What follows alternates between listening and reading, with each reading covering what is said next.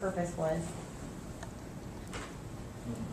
I thought it was interesting the way that they blended their documentary style of those kids' lives with what they do. Mm-hmm. So it relates, you're relating to them, and through them, you see what the program is about. Mm-hmm. It shares kind of their personal story a little bit. Yeah, when it first started, I was thinking to myself, okay, maybe we're just going to get a kind of rote, this is what we do. First we take the stuff out, then they do the beats. But it was really more getting you interested in a personal way about what's going on, and that's the entry point into what the actual process and what the program is about. Mm-hmm. That's our goal. I've been doing this a little while. So we wanted to bring people in, and that is actually sort of the format of the series in general. The other episodes are a similar fashion, where they sort of try and let, the people in the story sort of tell, the story, as opposed to a narrator or whatever. They can maybe set up a scene, but you can get a lot of what you get out of it just by visually seeing it and hearing it. And we didn't shoot that. We partnered with them. Our role in this video, it was strange for us, was really more sort of talking about what the story arc was going to be, and sort of grappling with the fact that this kind of content doesn't follow the traditional story arc of a UNCTV video presentation. So, it's a little bit different in that way. But we were able to sort of meet kind of at the halfway point and come together on it. So it's an interesting, experience. Can I stop you and ask you, because since we're all kind of video newbies, when you say story arc, what do you mean? Okay, so like how the outline of the story goes, where, a typical UNCTV story might be like, in Chapel Hill, there's a new thing happening, and it's called the PBS Beat Lab, where these young men take their laptops, and and it's very sort of a straightforward type of thing. And then they cut to it, and they say, hey, maybe they have an interview with the guy. Tell us about the lab. What do you do here in the lab? And then this, that kind of story arc. And then they come back and they say, well, they're doing great work there, and we're looking, not to be, trite with it, but that's kind of the arc of it. Mm-hmm. With this, it was a little more like, we had a few issues with them with the timeline of the video, as far as, you see them getting on the bus, sort of halfway through the video, and then they're getting on the bus again later in the video. So like sequentially, the timeline doesn't really make perfect sense as to what's happening. But we felt like it was sort of artistically, we're going to let some of that go, because the feeling of the video was so cool. And we actually premiered that video with another partnership, and that sort of fell in our lap as well, with the Nasher Museum here in Durham. They actually, Pierce, who's also a rapper, he has a group called The Beast, and they had a performance piece set to go with the Nasher. So what we did is we piggybacked on it, and we premiered this episode before their concert. But it was like a packed hall, and it was great. That was like one of the best premieres we've done, because it was the perfect crowd, and it was a good venue for it. So did they give you kind of like their background shots, like of them talking, doing the beats and that kind of stuff, and y'all decided what? So basically, they showed us a rough cut of what they had.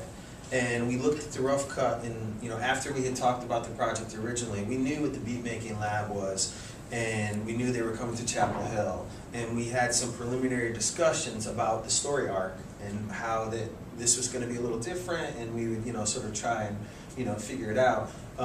The first stuff they showed us really didn't have a focus in on the kids. It was a little sort of all over the place. It had more of the Moral Monday stuff in it and some other different things. And what we tried to talk to them was about, sort of developing the characters a little bit more, so people were interested in these two kids and their experience with it. Mm-hmm.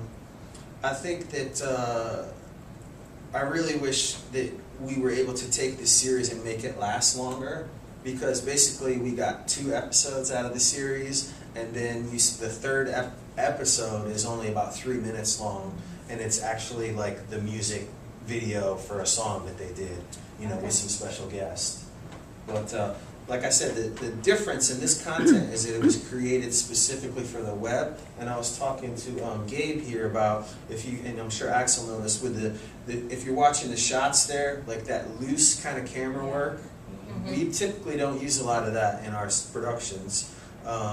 We have the expertise to do that kind of stuff, but that just doesn't fit, you know, our style. And we use a boom cam, and we use a track. A boom cam is a camera on the end of a, you know, big long thing, so you can get really far away shots and stuff. And we use tracks like they use in movies to get a long, smooth shot, you know. But this is different. This was shot on a digital SLR, and, you know, edited in Final Cut, and there you go. So talk about the equipment. So digital SLR, Yes. it's actually a Canon camera Yes. that does video and Yes. not like a video camera. So about 4 years ago, the only video cameras that we had for web video were flip cams. Like this one? Like that, which is fine for a lot of applications. It can shoot HD stuff that's not bad, and it works pretty well. Sure. The only cameras you had for that were like that. Is that because all the other cameras went to like tape media or disc or something? Or? No, what it is that the communications department is here, right? And we have we're not. I'm sorry. I took it that to mean the technology didn't support it. You're saying physically you didn't have that available to No. you. Okay. What we had is down in the studio we had our $25,000 Sony cameras, you know, and whatever. And that's how we shoot stuff, because we have very high production standards as far as what we allow and the sound and everything. So we were sort of experimenting with creating content for the web, for social media specifically is where it started. So we would have, you know, some of our productions we had extra video left over, so we did maybe a web extra where we had an extended interview and you could go see the rest of the interview online, which was sort of our first web extra. Then we started with the flip cam videos, and we did, you know, either a man on the street type of thing, you know, we were talking about something, or this person stopped by to UNCTV for our pledge drive to tape something, and we pulled them off to the side and they gave us a funny little anecdote that we wanted to share on social media. So we did that. The next thing we did is, you know, we didn't have the budget at that time in my department to buy a digital SLR, which are great.